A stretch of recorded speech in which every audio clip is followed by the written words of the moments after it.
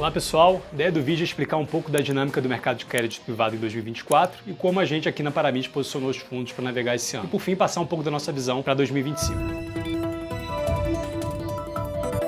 Então, dando um passo para trás, 2024 foi um ano com desdobramentos um pouco contra-intuitivos no mercado de crédito privado, que acabaram culminando numa piora bem acentuada no fim do ano, especialmente ali em dezembro, com a abertura nos spreads de crédito e nas curvas de juros. Primeiramente, quando a gente pensa do ponto de vista macroeconômico, a gente consegue afirmar que 2024 terminou de uma forma muito ruim. Ainda que do ponto de vista de atividade, crescimento do PIB, o Brasil tenha surpreendido positivamente as previsões de mercado, devendo fechar o ano ali próximo de 3,5%, entendemos que boa parte desse movimento foi devido a uma expansão fiscal implementada ao longo do ano, não estando atrelada a investimentos e ganhos de produtividade como seria o ideal. Além disso, a gente conviveu com um barulho político enorme, uma situação fiscal bastante delicada, que foi agravada por declarações do governo que indicaram pouco compromisso com o equacionamento das contas públicas e com planos que o mercado entende não garantir uma redução do endividamento público do país. Todo esse contexto ensejou consequências bastante adversas para a dinâmica inflacionária de 2024, que deve acelerar ali para 4,85%, ou seja, acima do teto da meta. Além do dado corrente, as expectativas de longo prazo também pioraram progressivamente conforme a situação fiscal foi se agravando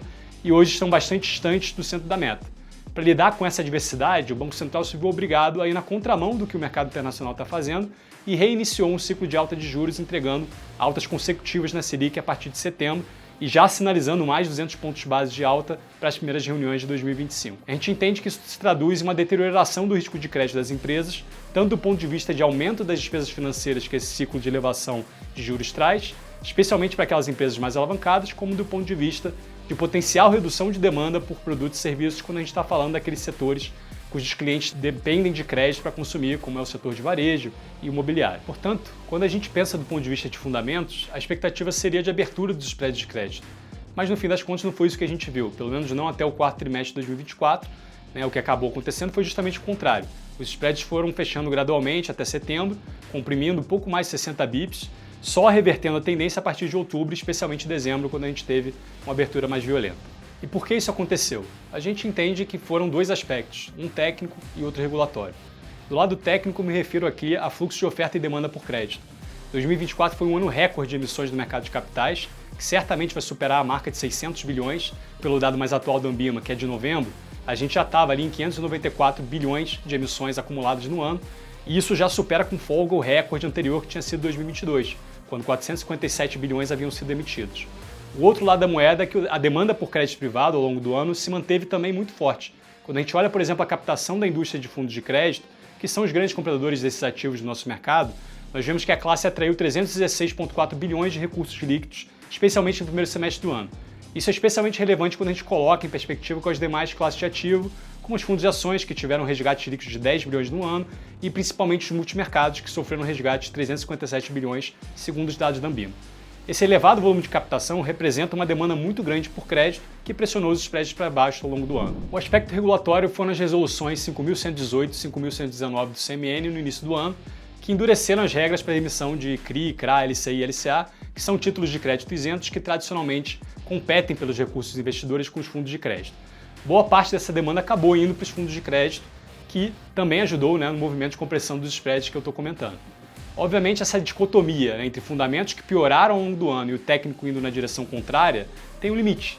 Imagina que você começa a empurrar uma mola, No começo é fácil e conforme ela vai comprimindo, fica cada vez mais difícil seguir empurrando.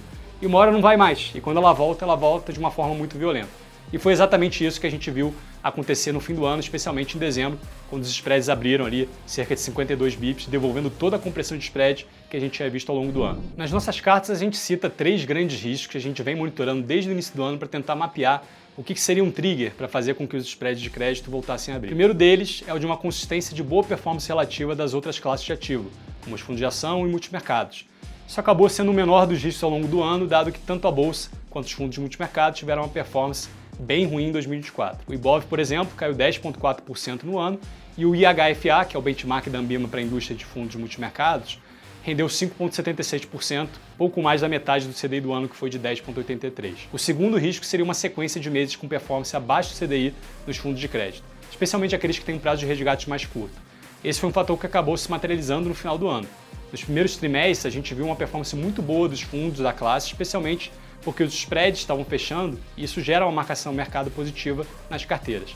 Só que a partir de outubro a gente começou a ver boa parte dos fundos entregando abaixo do CDI, e em dezembro acabou sendo o pior mês da série, e toda vez que um fundo de crédito entrega abaixo do CDI, o investidor ele costuma comparar com o CDB de banco grande, que costuma entregar ali 97 a 100% do CDI, então naturalmente isso causa resgate na nossa classe. Por fim, o terceiro risco é a inadimplência de um emissor relevante no mercado de capitais. Quando eu falo relevante, é um emissor que muitos fundos de crédito têm exposição elevada, como era o caso de Americanas e Light em 2023. Na nossa opinião, o temor com relação a esse risco foi um dos grandes drivers de abertura de spread em dezembro. A gente entende que tivemos problemas pontuais ao longo do ano, principalmente no setor do agronegócio, mas nenhum emissor com as características que eu descrevi aqui até o momento. Mas a simples perspectiva de uma Selic mais alta em 2025 já faz com que o mercado exija prêmios de riscos maiores hoje para carregar papéis de empresas mais alavancadas.